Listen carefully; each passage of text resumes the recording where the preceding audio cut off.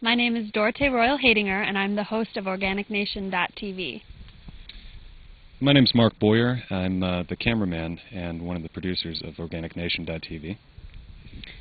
And we're from Chicago, Illinois, and we're traveling around the country talking to farmers and urban gardeners, activists and chefs about America's sustainable food system and hoping to educate young people online about this issue in the process. We launched our website in the beginning of April, and now we're on the Organic Nation Kickoff Tour, which is a tour up the West Coast, and we've been doing videos, blog posts. We've been adding organic locations to our interactive map. So we've been traveling since the end of May. We started in San Jose for the Net Squared conference, then we went up to San Francisco. We took a 17-hour train to Portland, where we interviewed some coffee shop owners and brewery masters. And then we went up to, we were going to go to Seattle, but we went to Bellingham, Washington instead. And then we came here to Port Townsend to visit the Collinwood Farm. So we're here on the Collinwood Farm in Port Townsend, and we're staying with the farm manager here, whose name is Jesse Hopkins, and his wife Gina and little boy Oliver. And we've been learning a lot about farm finances, about four-season growing in greenhouses, which is something that they're really working to develop. And we've really been learning what hard work it is to be a farmer. I mean, Jesse gets up way earlier than us, probably around 5. He comes in only to eat meals and then goes right back out again and probably works until about 9 or 10 every day. So it's been a learning experience. One of the things we've learned at Collinwood Farm is the real difficulty of starting up a farm for a young farm owner or a startup. Jesse doesn't actually own this farm. He's actually renting here, his home. And he's fortunate in that all the farm equipment and everything was already set up and was already here. But without that kind of jump start, he says it probably wouldn't have been possible to, get a loan, get everything started, and for it to financially make any sense. So we're using a Canon HV30 for the tour, and we also have a little shotgun mic that we attached on the top. We have an extra battery, which is very helpful, and Mark has also been using a really great monopod that helps us keep the shot steady. And so it's a pretty small little set of equipment, but it does really well. It shoots in HD if we want to. I'm really happy with it. It's really lightweight, and we can kind of run and gun and move around quickly and flexibly because we use natural light. We don't use lights. There is a little light right here. Yeah. We haven't used it yet because we haven't really worked in that dark of circumstances. We're usually out in the field in the sun, so we need to worry about it being too bright. So I still don't really trust the SD card thing because I'm like, I love having a tape, just in case the hard drive crashes. I know I always have the tape. That's not a hard drive based. It's a mini DV tape that it takes, which, old-fashioned at this point, I guess, but I'm still really into it. You can see our latest tape here from the Organic Seed Alliance, which we shot just a couple days ago. The thing about this camera is when we set up a shoot and walk in with this one, seems like sometimes people are looking at us a little funny, like, what, you're shooting with such a small camera or something, but...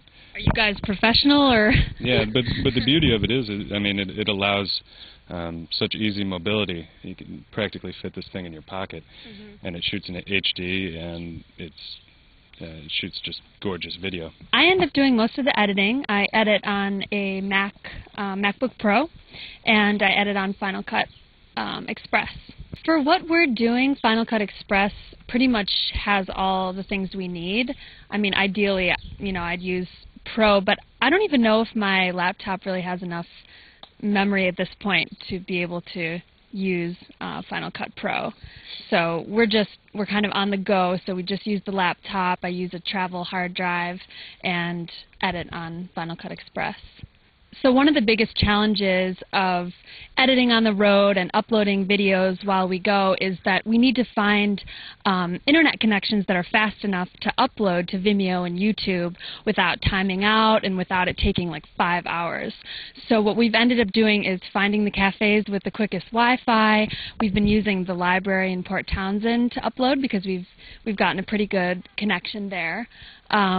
But yeah, that's been the biggest issue. Even here on farms, a lot of farms don't have really high-speed internet. At this farm in particular, we have dial-up, so it's not going to work for uploading videos. And our videos are short. They're, 3 to 5 minutes, and we're not shooting in HD for that exact reason, because we don't want the files to be too big that it would take too long to upload. I come from a background of documentary film, and particular cinema verite style, so I'm very big on showing up with an idea of kind of the questions that I'd like to ask, the B-roll and the shots approximately that I'd like to get. But other than that, I really like to let it flow and kind of see, okay, what are you harvesting today? Maybe we'll film that. And of course, that makes it a little more difficult to edit because then you have a lot of different things that you're sifting through. But I enjoy that spontaneity and kind of flexibility to just roll with it and see what we get. Yeah, the one constant in all of our shoots is that we always want to try to get Dorte involved in the scene, get her hands dirty, and help out with whatever's going on the farm that particular day.